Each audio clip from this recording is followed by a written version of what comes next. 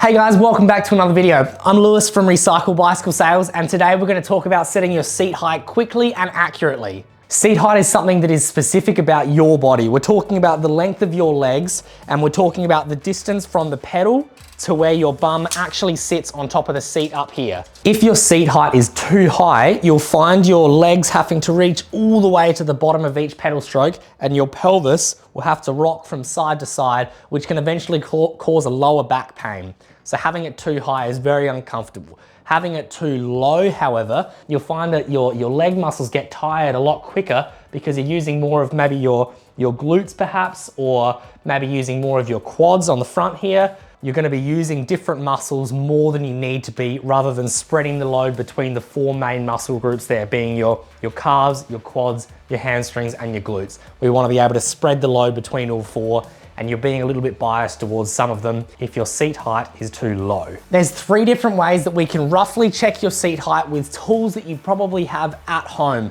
Now, this will get it really close to where it needs to be. If you wanted to find out to the millimeter exactly how it needs to be, you could always consider doing a professional bike fit with some laser beams and that sort of thing. But this is more of a, so you can check it yourself at home, or maybe with your friends while you're out riding. So the first method that I often like to talk about is having your heel on the pedal and measuring it straight up there, making sure that your leg is completely locked out. The second method is having the ball of your foot where the cleat would be on the pedal, and then completely locking out your knee and seeing how everything looks there. And the third one is by measuring your inseam and then multiplying that by some interesting numbers that we'll run through that will help work out roughly where your seat height needs to be to make the most comfortable riding experience. The first method we're going to talk about is the heel method. When I say the heel method, I mean we want to jump onto the bike. Firstly, we want to find a nice safe spot that you're not going to fall over into any oncoming traffic, for example.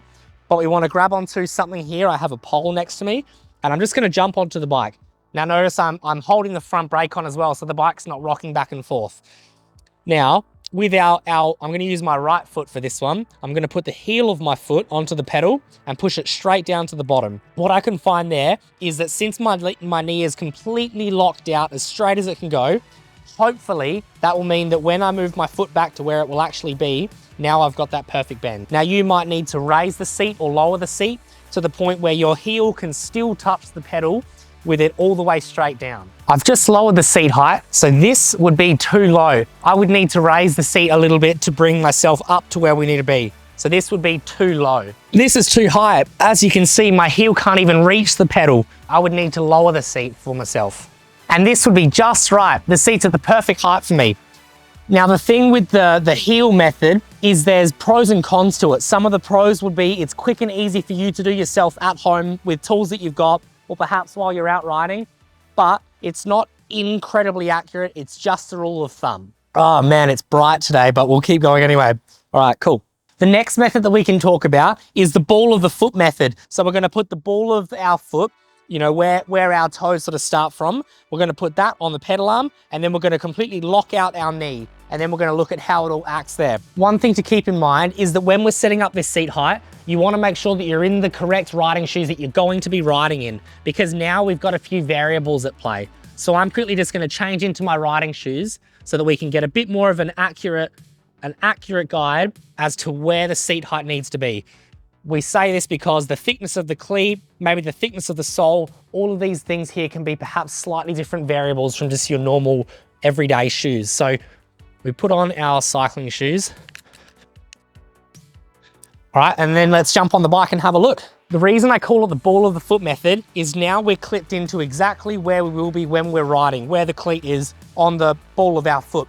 When we're clipped in, if we can completely lock out our knee, hopefully we'll see that the bottom of our foot, so the sole of the shoe, is more or less parallel with the floor. That means that as we're pushing, we're able to use all 4 of these muscles here and get a nice sort of powerful stroke from each pedal stroke as well. If it was too low down like that, that would mean that we'd need to raise the seat a little bit higher. And if it was toe down when we're on top of the seat up like this, that would mean that the seat might be too high.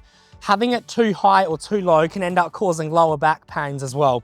So it's really important to try and work out where we need to be here by simply having the pedal arm right at the bottom of the crank there, and then completely locking out our knee. just to make sure that it's nice and flat with the floor. Again, it's more of just a rule of thumb, but it will give you a pretty accurate idea of where you need to be, especially now we're removing the variable of the cleat because now we're wearing our riding shoes. The third way that we can check our seat height is by measuring our inseam. This one will be the most accurate because it uses maths and science to tell us why this is the perfect seat height. Your inseam measurement is just simply the measurement from the bottom of your heel to the top of the inside of your leg, the top of your groin here. We're just measuring up on the inside of your leg, hence the inseam. There's a few different ways that you can measure it. The easiest way that I measure it is if you stand with your back up against a wall, obviously I'm just using a table here, and then you grab something relatively flat and you put it between your legs, have it sort of nice and high, I suppose, and you just want it to be flat up against the wall, and then step away from it, holding it at that same height, wherever the top of the wall is there, and then we're just gonna measure from there to the floor. Well, I might want that. There we go. So we're measuring to the top of what I'm using here is a whiteboard, and mine would say 940. Now that we have our inseam measurement, we're gonna do a quick calculation. We're gonna use our number that we got from the inseam measurement, which mine was 940, and we're gonna multiply it by 0.883, and the number that we come to there for me is 830 millimeters. Let's measure how close that is to what I currently have on my bike anyway. The measurement that we're doing here, we're going from the center of the crank here, which is also known as the bottom bracket, to the top middle of the seat here. So if we run a tape measure over that, from the center of there up to the top here, I think that says exactly 830, maybe 832, depending on how you look at it. So that would be the ideal seat height for me. Some pros and cons with the inseam measurement are that they use numbers and calculations to work out where your seat height should be. Some of the cons, however, could be some variables such as the length of your crank arm, perhaps the size of your shoe, or perhaps even maybe the seat that you've got, or the thickness of it, or the brand of it, or different sort of heights and that kind of thing. So I suppose there are some variables in here, but I was incredibly impressed when I just measured it then how close it was to where I already am, so I completely trust this method. Some of the variables that we might not have covered in this video could be the fact that you might have slightly different length legs, maybe you've had surgery on one of your legs, for example, so one of them might be a tiny bit shorter.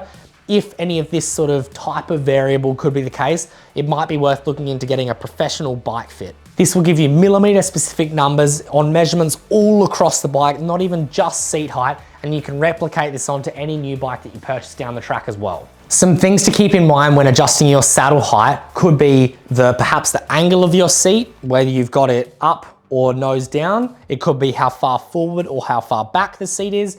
It could be brand of seat. There's a lot of different things to do with the seat here. The best way to work out what works for you is simply gonna be trial and error. I think for your first couple of rides on a brand new bike, you should carry the spare tool that you need to adjust the seat height in different areas so that you can play with it. I personally have found that if I have the nose of the saddle pointed down, I find my pelvis wants to slide forward on the seat, which pushes more power onto the pedals, but it can get a little bit uncomfortable.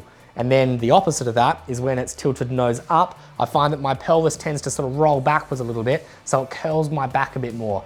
I don't find that very comfortable. Personally, I've found completely parallel with the floor is what my body likes the most. Thank you everybody for watching. I hope you learned something about adjusting your seat height. We spoke about 3 main ways that you can adjust your seat height. We spoke about the heel method, the ball of the foot method, and then the inseam measurement. Let me know in the comments below if you've ever used any of these techniques before.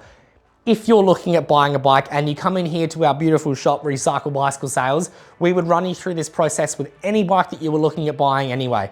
Because I think the difference between falling in love with your bike and struggling to fall in love with your bike can be something as clear as having the correct seat height.